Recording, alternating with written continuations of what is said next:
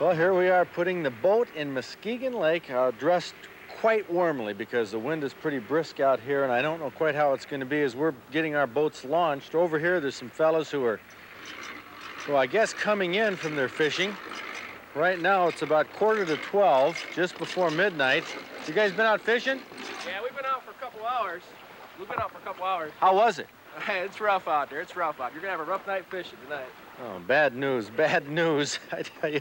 Oh, did you guys get any fish? We got one rock bass. That's it. You're walleye fishing, I presume? Yeah, we were. Well, what's the deal on this weather here? Would you have been out longer if it wasn't rough? Oh, yeah, we just nicely got started. It wasn't too bad, and then it just picked up and got way too rough for us. So there's better nights coming than this, I guess. Well, what do you think? What do you think about it? I mean, we can't. We don't have the luxury of coming back every night with the cameras. We got to go tonight. Are we nuts? No, you're not nuts, but you're gonna have a rough time.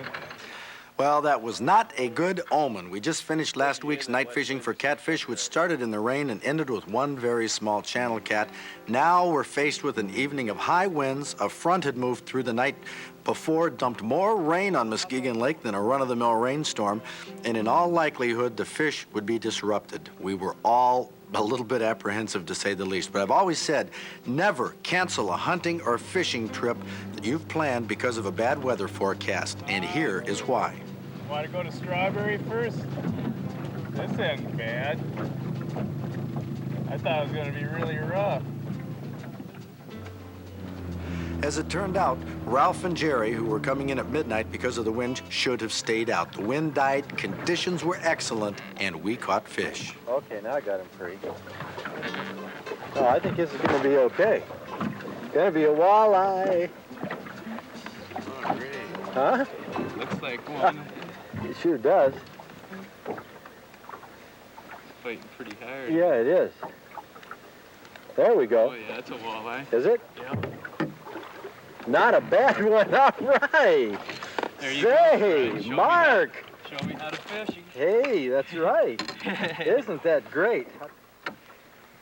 There it is. Hey, you cannot beat that for a walleye.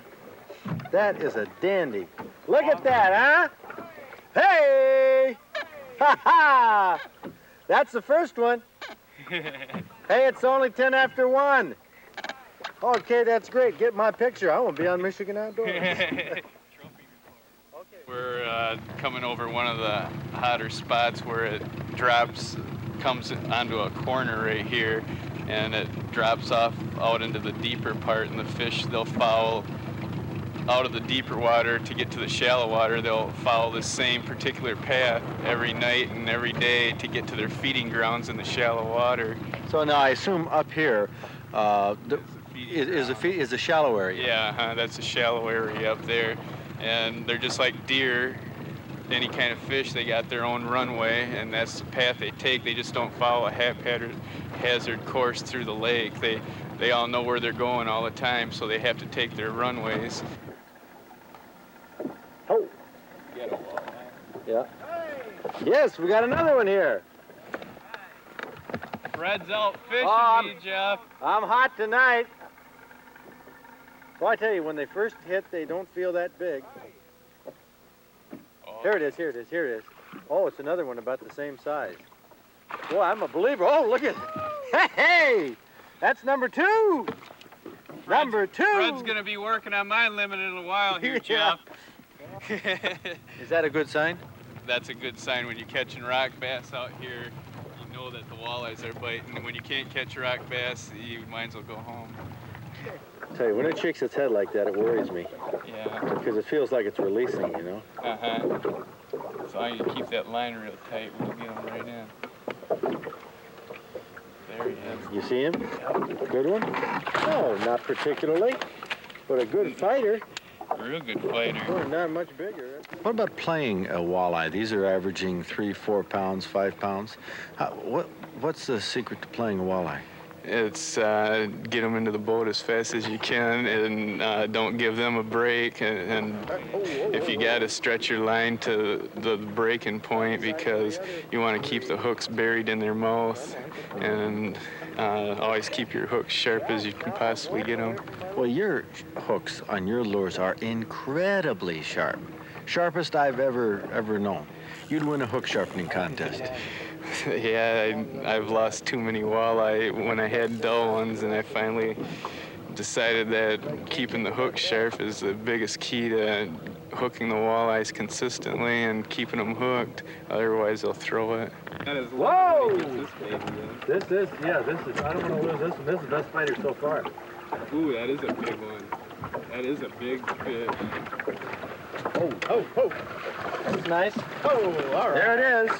That's a nice one. There's my pile of walleyes, gang. Oh, look at the size of this one. You're done for the night. Huh?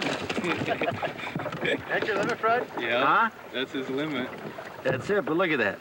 We got Huh? Is that a nice walleye? another Or is that a nice walleye? We got a guy fishing right off. It's a lot of fun. I enjoy it. I enjoy it 10 times better than daytime fishing because you never know what you're really gonna hook, and you don't know how big it's gonna be. In the daytime, you're kind of limited to what you're gonna catch, and You mean smaller fish? yeah, smaller fish. At night, you know that what you're gonna catch is gonna be mainly walleyes with a few rock bass thrown in and a couple sheephead now and then. But there's always that chance for that 12-pounder.